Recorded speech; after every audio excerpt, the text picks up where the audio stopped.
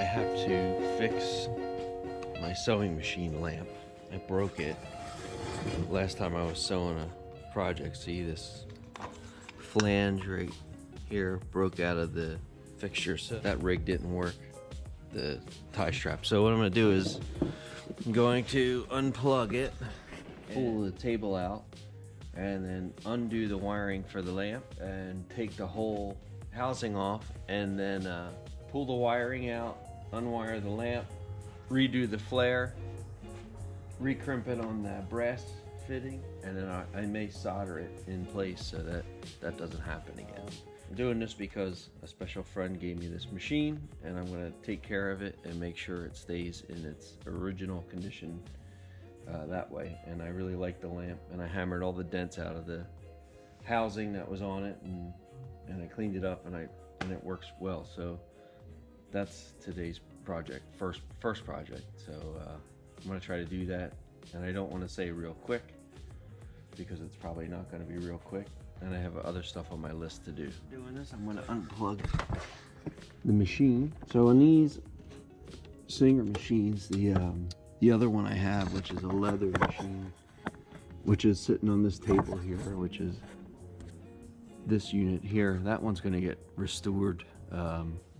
I cut the table up because the table was swollen and it was like delaminating, I guess. And the machine's really nice, and it's nicer than this Yamada machine I had, which I sold. I'm just going to make a nice oak tabletop out of it, and I guess maybe restoring that I'll turn into a video, but I'm going to custom paint this sewing machine as well. I really don't want to do this at all, but it's got to get fixed, and I can't work with it the way it is. It kills me. It makes me sick. I guess I got to undo the staples. So I guess we'll do that real quick, and then I'll unwire it in the box over there. I thought there was, the other machine I have has a box here and then an electrical box there. But either way, I got to get to the lamp, and I need to clean up behind this machine. So I'm going to take advantage of this while I can. Here's a pin. There's another pin.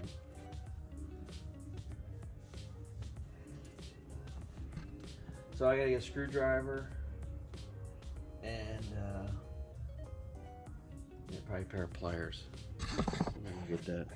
You can see where it broke, and see it split right there, and you can see the brass flange.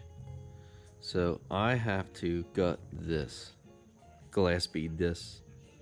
So I gotta take it apart either way, but hopefully I can salvage this end of this socket. I'm gonna take a screwdriver and work this around here off, take the back off, take the end off, take the guts out of the socket, and then just do everything in reverse on the way back together. And I've never done this, so but someone did it. There, that wasn't too bad. Once the wire's out, I could pull the socket straight out. There's a staple here, and there's one up there, and then there's the box, and then this is where it goes through the table with the wire. So I'll get a flashlight and make that a little brighter. See if I can pull these staples. So there is the other staple right here. So the other one came right out. I grabbed it with pliers and just pulled down, and it popped down. Of course, I cut my hand. It's coming loose.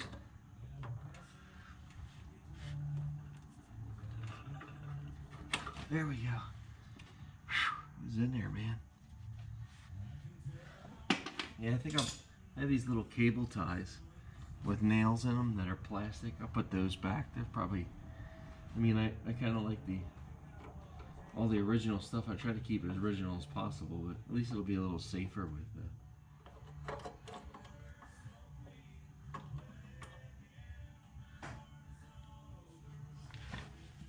You got one brown coming into the black, and there's one on the power switch. So let me just double check this, make sure everything's good. So this one that's on the switch that's frayed and stuff up, I'm gonna put two connectors on that, two eyelet connectors, and just redo that as well.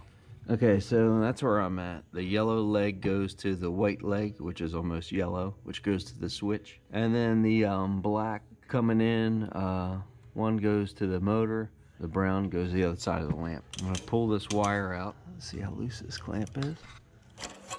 All right, so that's that. And the motor wires came out too. Or the plug, that's the plug wire. So at least I had the video to reference to. So I got a wrench, it's 9/16. I'll loosen that up. I'm not gonna take it out yet because I'm gonna see if I can pull that wire up and through. And then I'm probably gonna have to fish it back. Hopefully it won't be too bad. And I'm gonna check this wire out too, see if I can solder new ends on. So here's the lamp here. And here's the wire. This is what's broke. It looks like it was originally a black wire. You know what, somebody must have spliced it. This is probably a splice. So you know what, maybe I'll redo this down here. So the color coding won't matter, but yeah, that's just bare wire. I can't have that either. Jesus. One's taped up. And that's out. So there's the lamp. This is what they put on the as an insulator, is this cardboard. So I'm gonna take this out. I'm gonna take this tube out.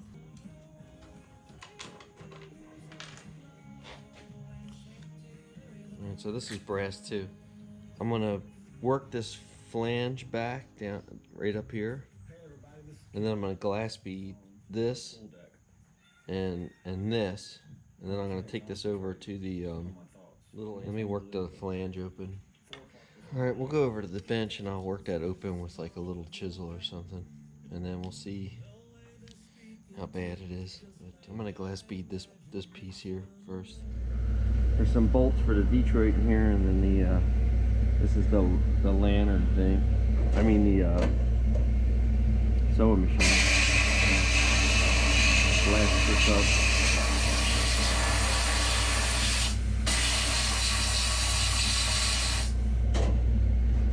This is the crank bolt.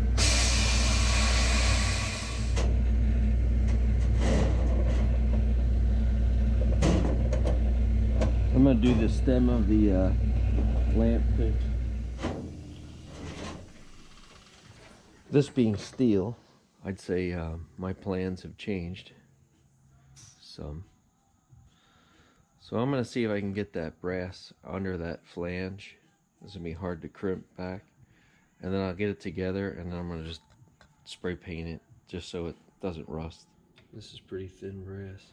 So being this is steel, that's gonna be a lot harder to crimp than this brass is to gonna be able to finagle back. Let me get a pair of needle nose. So what I'm gonna do here is work this edge out on this lamp. I mean, it's really fragile. Try not to tear it more. Try to put it on like a tire. I'm just gonna take this scraper and just open this flange up a little bit, because this time it's gonna have a soldered end on it. I'm just gonna try to work this open.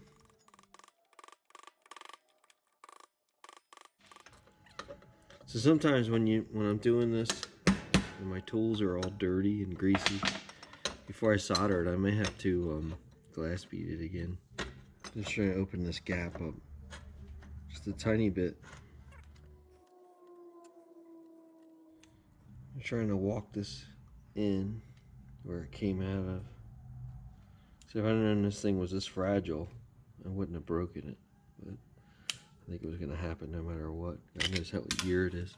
There's one spot where they flared it really well, and I'm trying to get it in under that split. Okay, there we go. So where the splits are, I gotta work this flat again. I'm trying to think of a way. I'm just gonna try to work it in there. Just give it a light tap.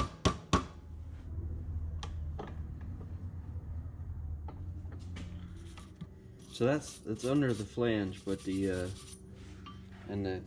splits are somewhat closed. So what I'm gonna do is just clean this up, this wire brush.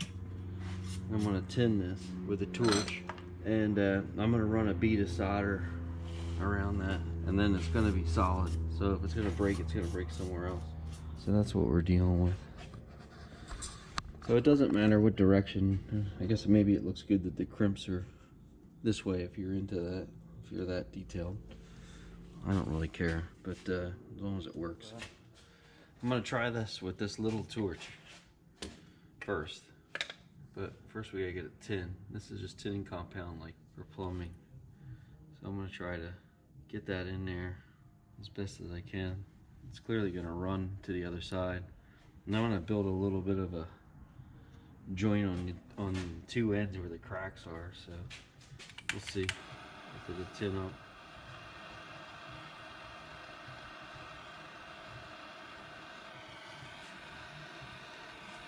I'm just trying to work the puddle around to this side, being this is the lower side. And I'm staying on the steel side because the steel's got to be a little hotter to tin up. But let me see if I can cool this off a little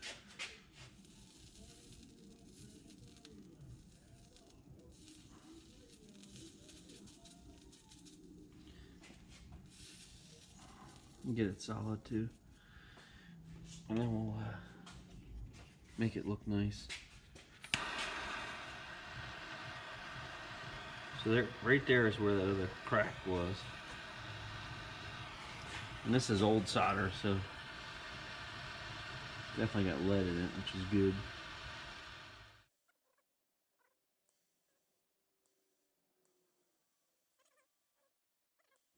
Now there's a big gap, I just realized, on the backside on the steel right here.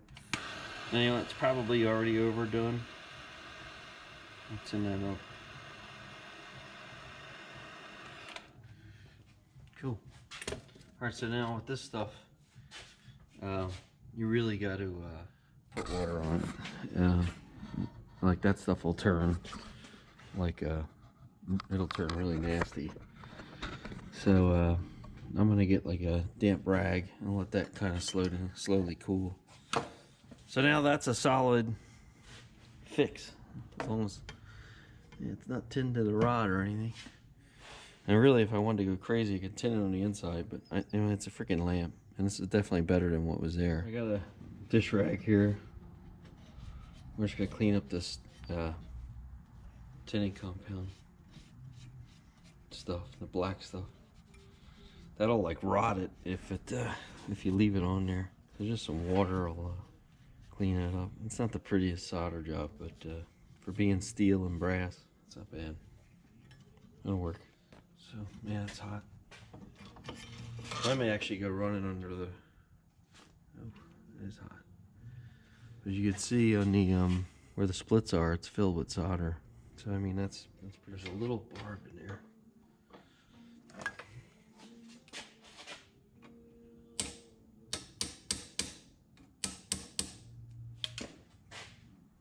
That's better. I need a reaching stick. Let's use this.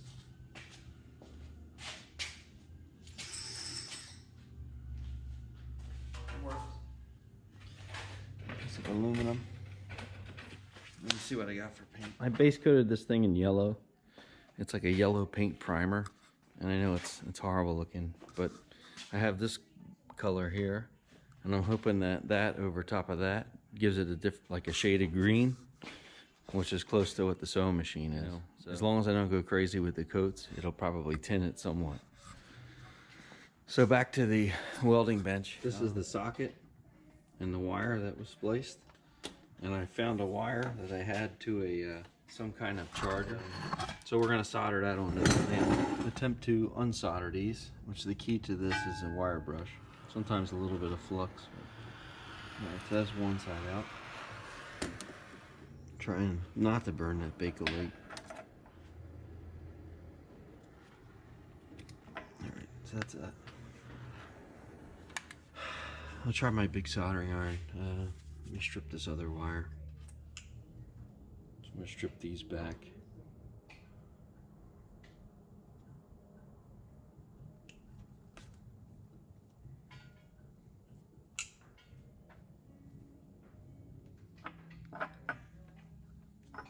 Ah, and that's the fucking 10th time I've done that. I knew I was gonna do that. Fucking knew it. Alright, so I was gonna get a close up here without spilling the flux again. Making that sticky.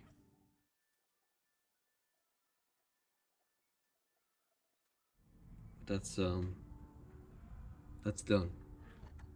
All right, let's try this blue experiment.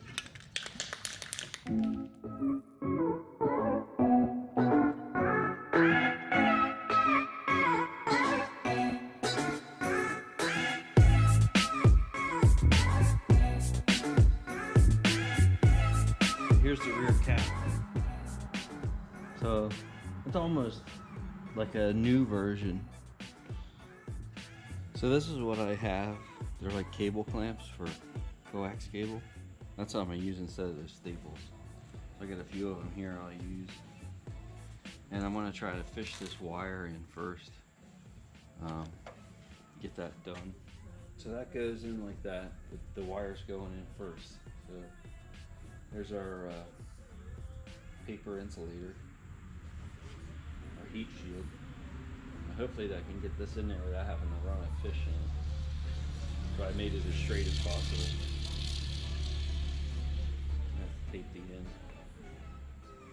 Alright, we're through. It wasn't too bad.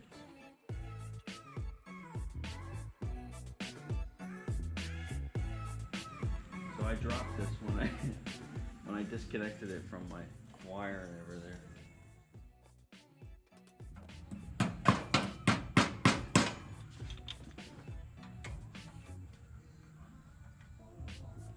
Wire this and we're done. You can test it and watch the sparks.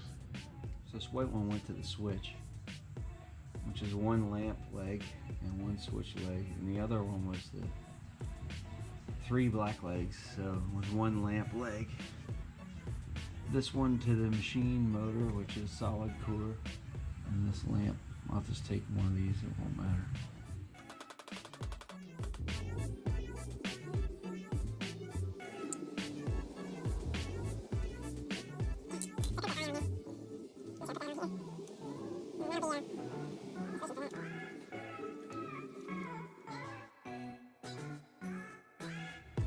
Okay, that's good. She's good, she's good. So I'm gonna plug it in and give it a shot and see what we got here.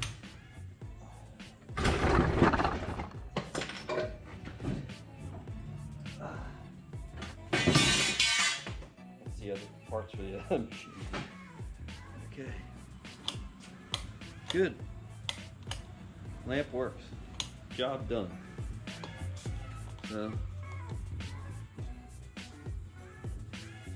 So the flex that I had in the head of the lamp here is what was probably breaking it.